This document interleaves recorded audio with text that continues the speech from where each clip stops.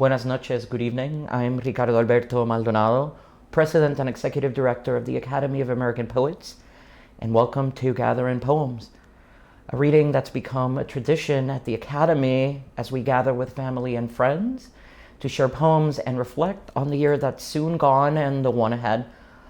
I'm thrilled to see so many of you from across the United States and the world, including our members and supporters. I also want to take a moment to celebrate our partners, W.W. Norton. Independent and employee-owned, Norton has been proud to publish books that live since 1923, including work by many of our chancellors and contributors, some of whom you will be hearing from tonight. The event tonight is free, but if you're so moved, we invite you to make a contribution in support of the work that we do to put poems in the hands of poets, readers, teachers, students, so many of you, every morning, every day. You can visit Poets.org/gather to make a contribution or look out for the prompts that we will be sharing throughout the evening. To start the reading, I want to share a poem by the Puerto Rican poet Janina Verasky, translated by Tessa Dwyer. I am thinking that poems can give us a sense of what's unsayable, which we bring into the world as a promise, and therefore making poetry an essential art for living. Behind the word is silence. Behind the word is silence. Behind what sounds is the door. There is a back and a fold hiding in everything. And what was fast approaching fell and stopped far away in proximity. An expression falls asleep and rises. And what was over there returns. It's a way to put the world back in its place. And something comes back when it should remain remembering. But if I ring a bell, water jumps and a river falls out of the water again. And the body rises and shakes. And the rock wakes and says, I sing. And a hand turns into a kerchief. And twilight and wind are companions. And this twilight appears amid lightning. Outside there is a bird and a branch and a tree and that lightning. Above all, there is a noon without form. And suddenly everything acquires movement. Two travelers meet and their shoes dance. And breeze and morning clash. And the seagull runs and the rabbit flies and runs and runs. And the current ran. Behind what runs is life. Behind that silence is the door.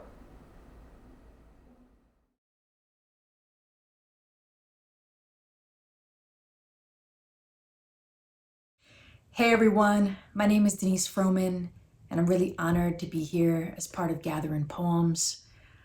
The poem that I'm going to be reading is by one of my favorite writers, Ellen Bass, and it's called Relax. One of the reasons that I love reading this poem is because it invites us toward a sense of gratitude and presence, even when things get really hard. Relax. Bad things are going to happen. Your tomatoes will grow a fungus and your cat will get run over. Someone will leave the bag with the ice cream melting in the car and throw your blue cashmere sweater in the dryer. Your husband will sleep with a girl your daughter's age, her breast spilling out of her blouse. Or your wife will remember she's a lesbian and leave you for the woman next door. The other cat, the one you never really liked, will contract a disease that requires you to pry open its feverish mouth every 4 hours. Your parents will die.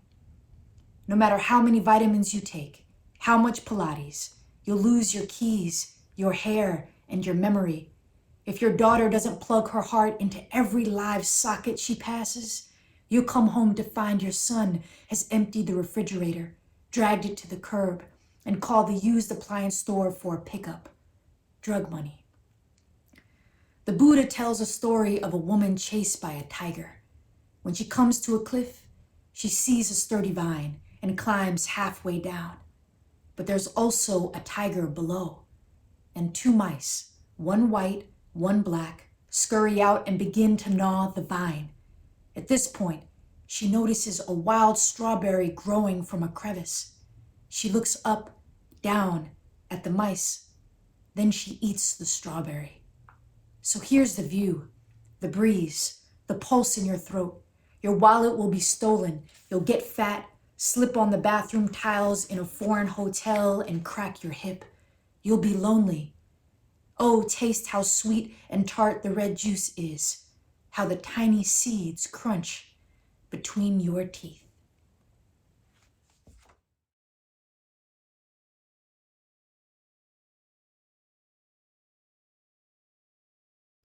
Hello, my name is Kwame Dawes.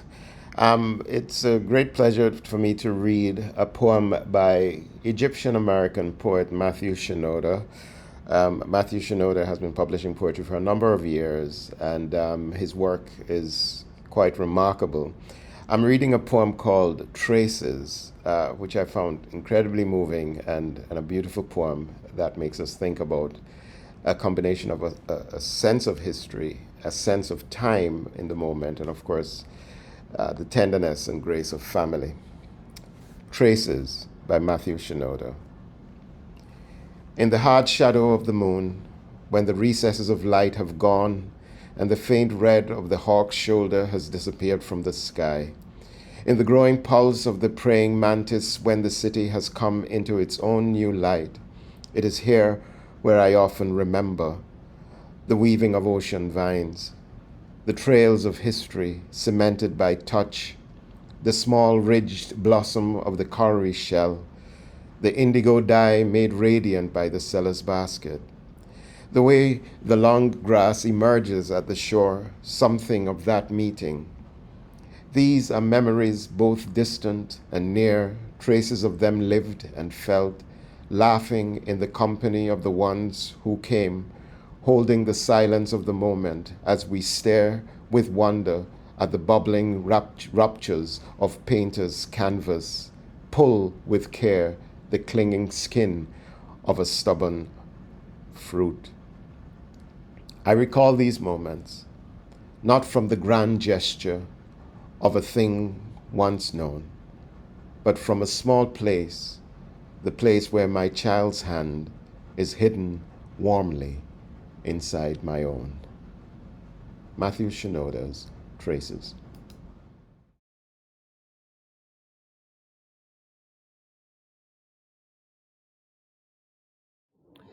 Good morning. This is Dorianne Laux, and I'm going to read a poem by Jane Hirschfield called Counting. This New Year's morning, what powers yet remain to me?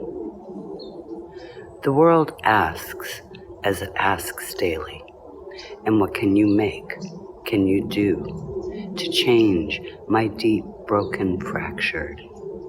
I count this first day of another year, what remains? I have a mountain, a kitchen, 2 hands. Can admire with 2 eyes the mountain, actual, recalcitrant, shuffling its pebbles, sheltering fox and beetles. Can make black-eyed peas and collards. Can make, from last year's late ripening persimmons, a pudding. Can climb a stepladder, change the bulb in a track light. For 4 years, I woke each day to the mountain, then to the question, the feet of the new sufferings followed by the feet of the old, and still they surprised. I brought salt, brought oil to the question, brought sweet tea, brought postcards and stamps. For 4 years, each day, something. Stone did not become apple. War did not become peace. Yet joy still stays joy. Sequins stay sequins. Words still bespangle, bewilder. Today I woke without answer. The day answers, unpockets a thought from a friend. Don't despair of this falling world? Not yet. Didn't it give you the asking?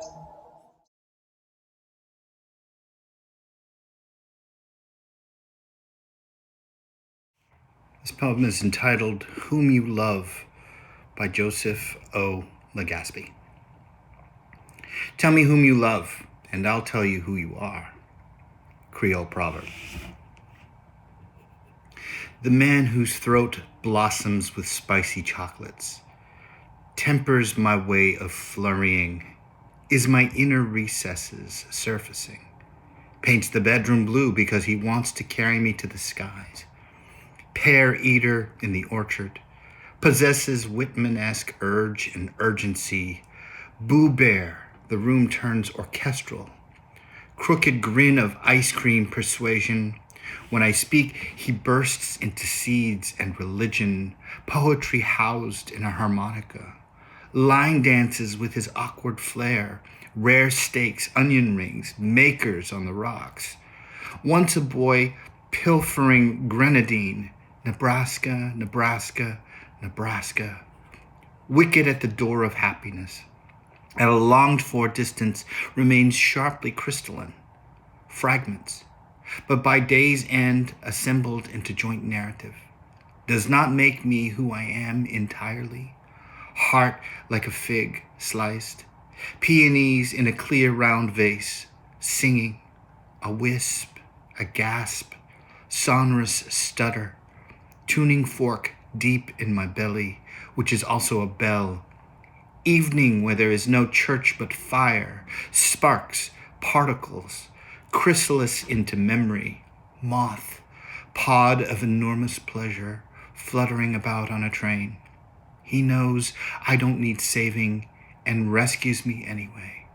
Our often misunderstood kind of love is dangerous. Darling, fill my cup. The bird has come to roost.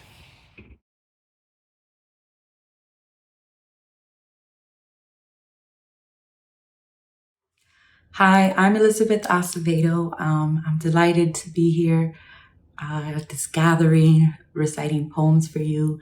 And I'm going to be doing a suite of poems by Miss Lucille Clifton, who is someone I turn to quite often, and particularly in moments where I'm searching for language to try to make sense, which I think is always what we're doing when we're searching or when we're looking to poetry. But since I found her work at 15 years old, I think Miss Clifton has been someone who has been just such a guide, right? Not just in terms of my poetics, which I think she is, but in terms of how to move through the world. I think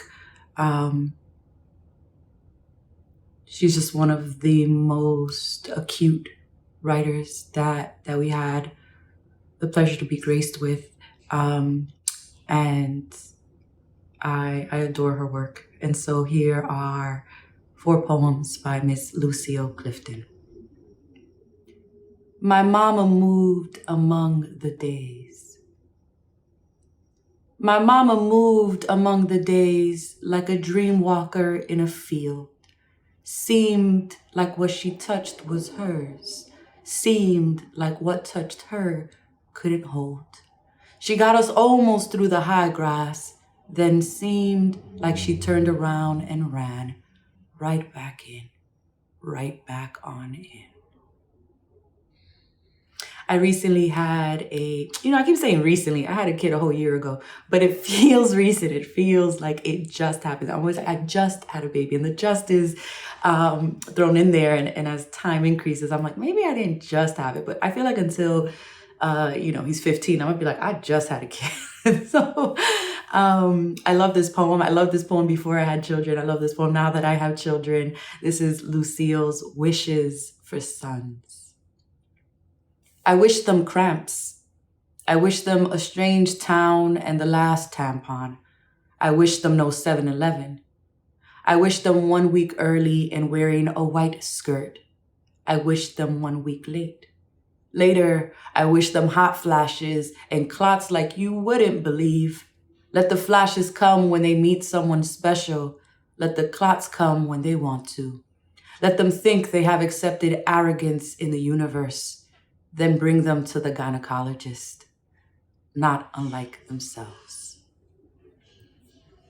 This poem, Cutting Greens, I feel like one of the things that draws me to Miss Clifton's work is how she talks about interconnectedness and interdependence. And she does this a lot with her family, with her community, with news stories. She's someone that is really ethnographic in how she's writing and looking outward at community in order to create. And thinking about our relationship to inanimate things, to other beings. And so this is one that I quite adore from her, Cutting Greens. Curling them around, I hold their bodies in obscene embrace, thinking of everything but kinship. Collards and kale strain against each strange other, away from my kiss-making hand and the iron bed pot. The pot is black, the cutting board is black, my hand, and just for a minute, the greens roll black under the knife. And the kitchen twists dark on its spine, and I taste in my natural appetite the bond of live things everywhere. I love my kiss-making hand. Ugh, what a dream. This last poem is, I began a prayer practice. I was raised pretty staunchly Catholic and moved away from religion and have moved towards ancestral worship probably 3 years ago now. And this poem was literally mailed to me. It was mailed to me, and I knew her work and I know her collection that includes this poem that is actually named after this poem. But the way it struck as I was contemplating what it means to have ancestors hit me different. And so I would recite this poem every time I prayed, and I'll close with this poem, not only as a piece of poetry, but also as a prayer for us all. Blessing the boats. May the tide that is entering even now, the lip of our understanding, carry you out beyond the face of fear. May you kiss the wind, then turn from it, certain that it will love your back. May you open your eyes to water, water waving forever, and may you in your innocence sail through this to that. Thank you all for gathering with us.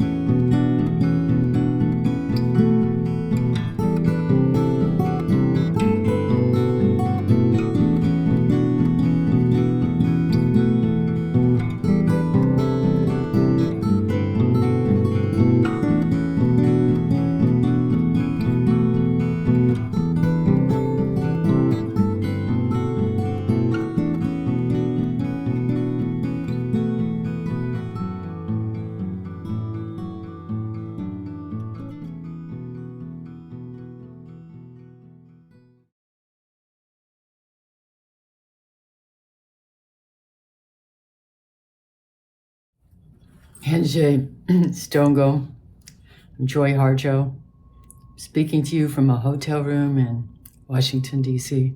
this morning. I want to read a poem by Max Early from Laguna Pueblo. I think I knew Max first. Well, I knew about his artwork, and I met him and heard him when he was at a Taos Summer Writers Conference some years ago when he was a young poet, kind of just beginning. His poetry, I think, is exquisite, and I love this poem called Deer's Breath of Every Color. And what he says about this poem on the site, on the Poets.org site, is the rejuvenescence of the deer's life and spirit was the inspiration for this poem. In my Laguna Pueblo community, winter coincides with the renewal of the herd. The hunters display homage to the deer with celebratory and ceremonial deer dances.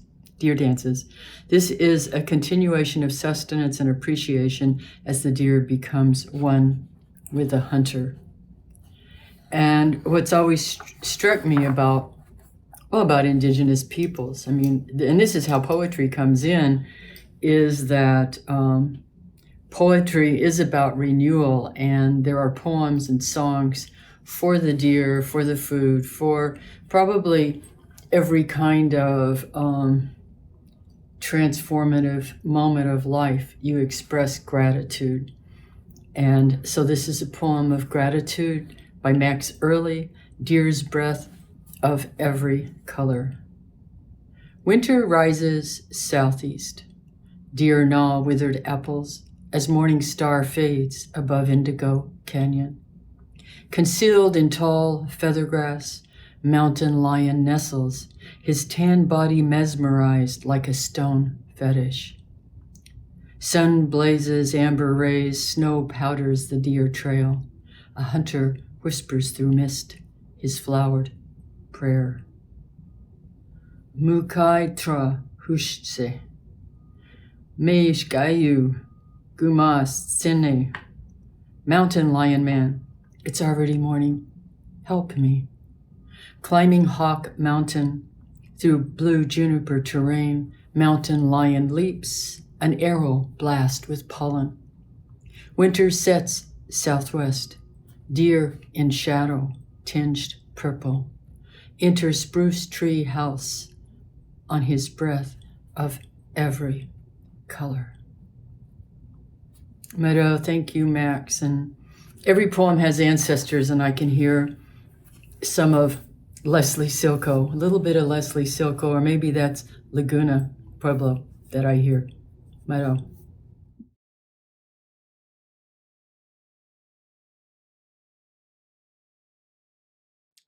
Hello, I'm Naomi Shihab, and I'm reading a poem by Dorothea Tanning called Zero. I fell in love with Dorothea Tanning's work this year, reading her autobiography, Between Lives. Zero. Now that legal tender has lost its tenderness, and its very legality is so often in question, it may be time to consider the zero, long rows of them, empty black circles in clumps of 3, presided over by a numeral or 2. Admired, even revered, these zeros of imaginary money capture the open gaze of innocence, like a vision of earthly paradise. Now the zero has a new name, the economy. As for that earthly paradise, well,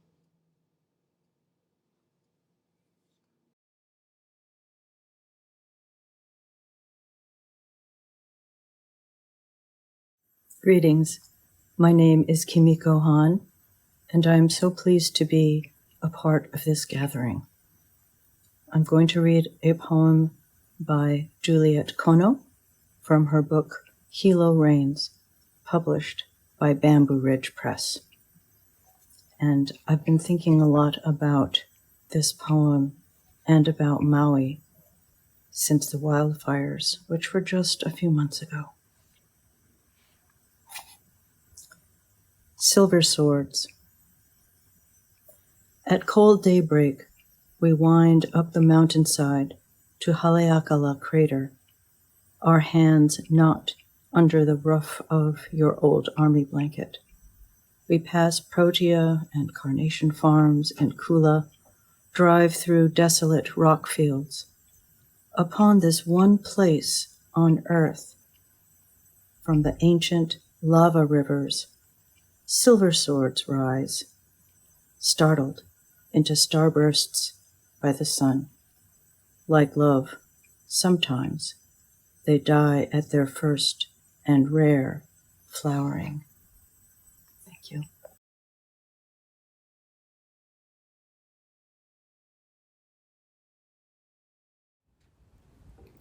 Hi, I'm Afaa, and I will be reading A March in the Ranks, Hard Pressed, and the Road Unknown by Walt Whitman.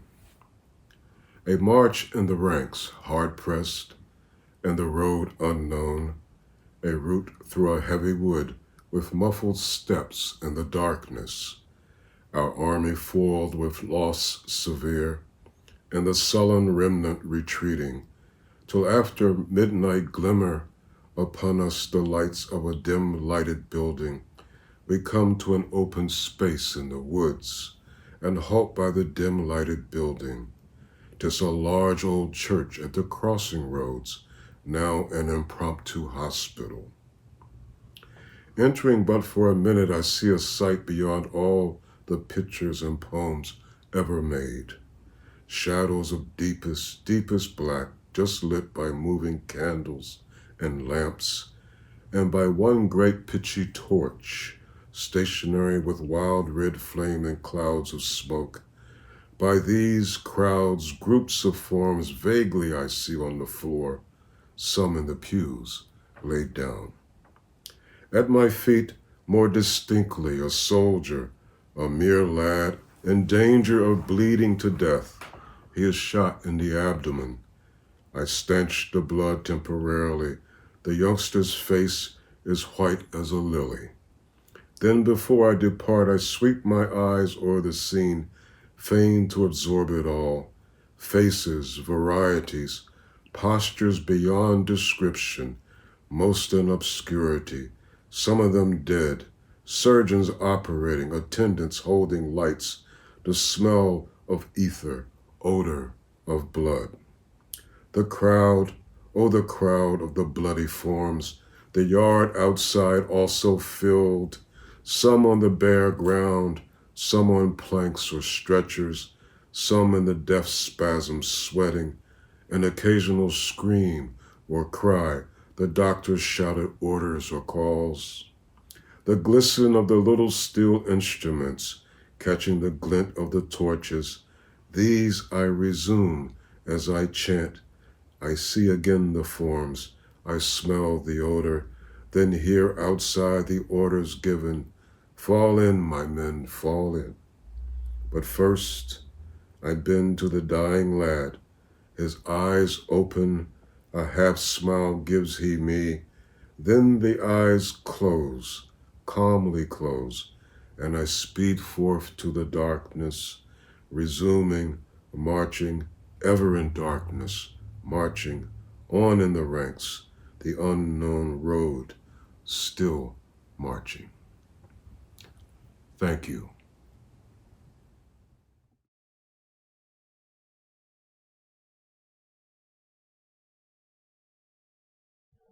Hello, I'm Yasmine Seale, and I'm going to read some poems by Sasha Hamilton, who is the poet I feel most grateful to have discovered lately, though it's a feeling mixed with sadness because I began reading Saskia's work not long before her death in June of this year. I think the beauty of Saskia's poetry can be summed up by a line in the last poem I will read, which is, "And those Arcadian hours we make together." I love these poems' attention to the everyday, to other people. These poems are interior and restrained, but never solipsistic. And I love their enigmatic quality and their unique music. I'm going to read 3 poems spanning almost 20 years. This first poem is from Saskia's first book from 2001, called As for Dream. The poem is called The Song in the Dream. The song itself had hinges, The clasp on the 18th century Bible had hinges which creaked. When you released the catch, the book would sigh and expand. The song was of two holes joined by hinges, and I was worried about the joining, the spaces in between the joints, the weight of each side, straining them. This second poem is from Saskia's book from 2005 called Divide These, and it's called Inside. No one to hear but records for the broken player. No reason for order, but order persists. From breakfast to bath to work, rain falling at one speed, the windows darkening and blurring, accident beating against belief.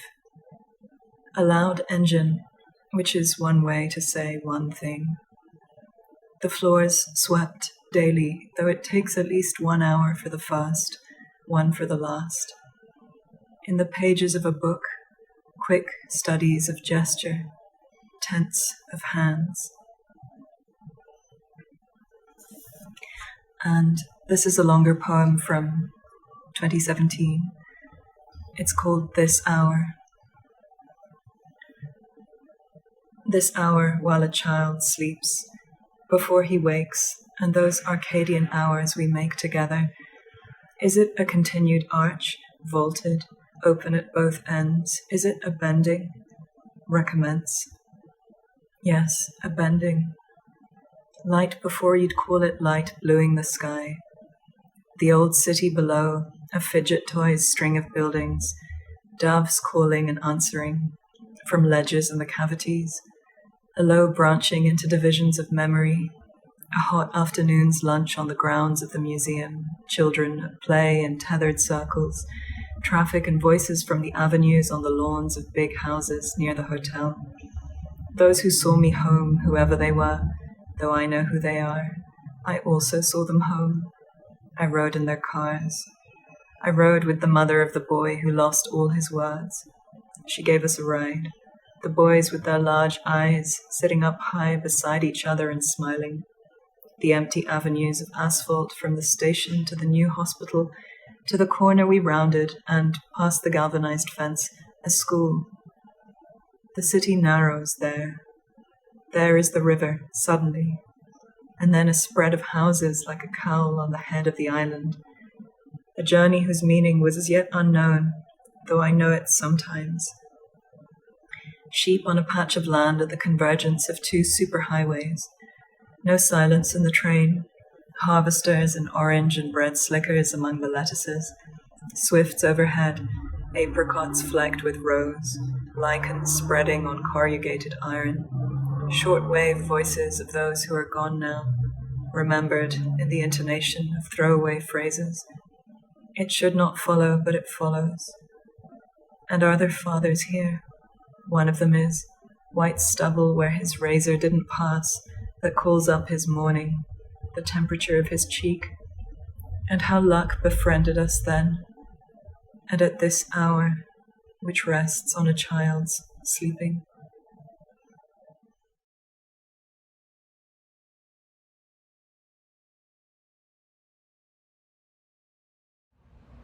Hello, my name is John Keene.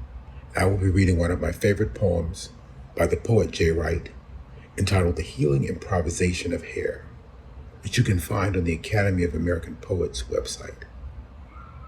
J. Wright is one of the greatest living poets in the English language and one of the most important African American poets of all time. Born in 1934, he is the author of numerous collections of poetry, plays, and prose, including his most recent collection of poems entitled Postage Stamps, newly out from Flood Editions. There are many reasons I love this poem, but a few would include its rich verbal artistry and concision, increasingly evident as the poem unfolds, the compelling poetic voice, his invocation of hair so central to Black cultures across the African diaspora within a ritual space, and the deep spiritual and cultural dimensions of this poem and its relation to his entire body of work. Listen to the subtle play of rhyme and homonymy in the opening lines, which guide us into the world Wright is creating through his poetic language. The Healing Improvisation of Hair by J. Wright.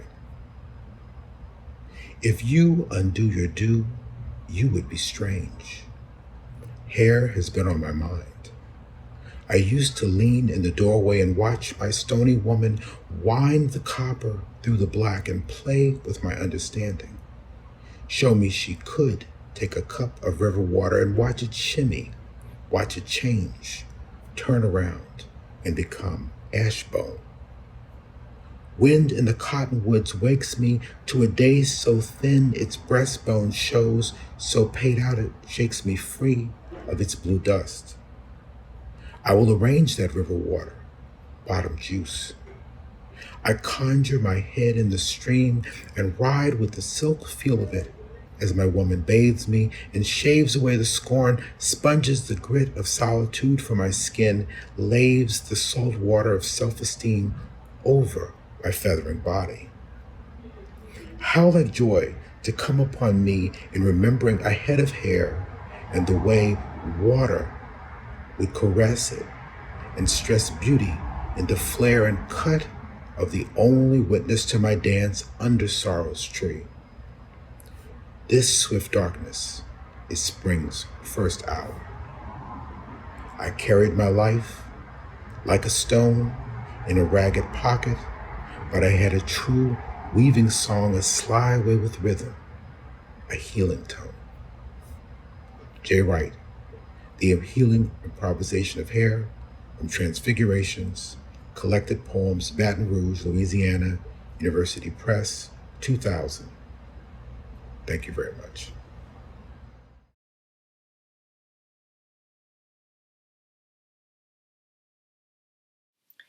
Hello, my name is Yvette Siegert. During this period of grief and rage around the world, I offer the following poems as an affirmation of how two voices across time and territories can enter into an unexpected dialogue that is both healing and necessary. I will be reading Distant Footsteps by Cesar Vallejo in my translation, followed by On Living by Nazim Hikmet, translated here by Randy Blasing and Mutlu Konuk. Distant Footsteps by Cesar Vallejo. My father is sleeping. His noble features reflect a gentle heart. How sweet he is. If anything in him is bitter, it must be me. There is solitude at home and prayer, and there isn't any news of the children today. My father wakes up. He considers the flight into Egypt, the bitter goodbye. How near he is. If anything in him is distant, it must be me. And my mother, who moves through the orchard, tasting a taste grown tasteless. How soft she is, how very wing, how departure, how love. There is solitude at home, no sound, no news, no green, no childhood. And if anything this afternoon is broken and is going down and creaking, it's two old lanes, white and curving, and my heart is walking along them now. On Living by Nazim Hikmet. 1. Living is no laughing matter. You must live with great seriousness, like a squirrel, for example. I mean, without looking for something beyond and above living. I mean, living must be your whole occupation. Living is no laughing matter. You must take it seriously, so much so and to such a degree that, for example, your hands tied behind your back to the wall, or else in a laboratory in your white coat and safety glasses.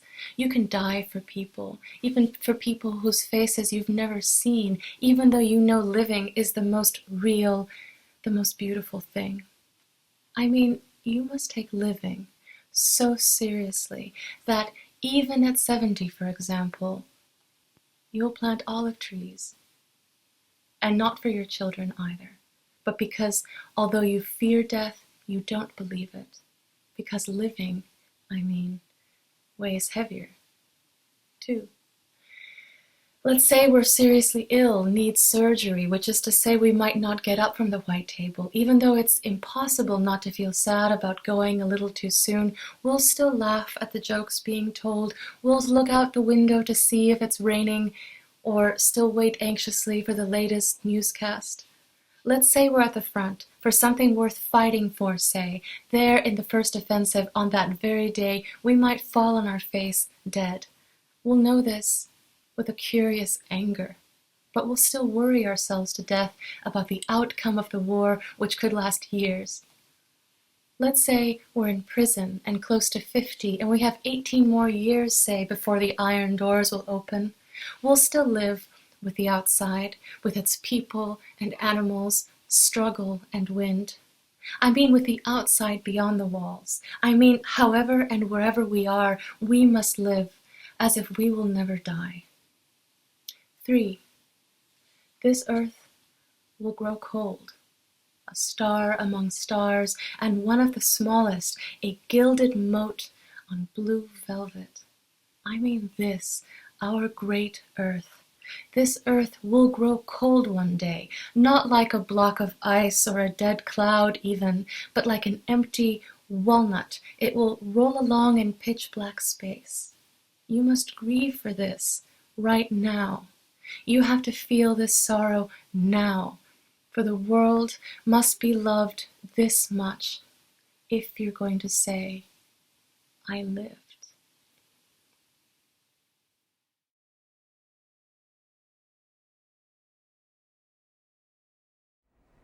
Thank you again, everyone, for joining us at this year's Gather and Poems.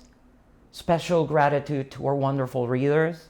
Thanks to our members, supporters, and our wonderful board of directors. And also to our friends at Norton. Felicidades on your centennial. If you haven't had a chance to make a contribution this evening, please visit the link on the chat. Again, have a wonderful holiday and end of the year.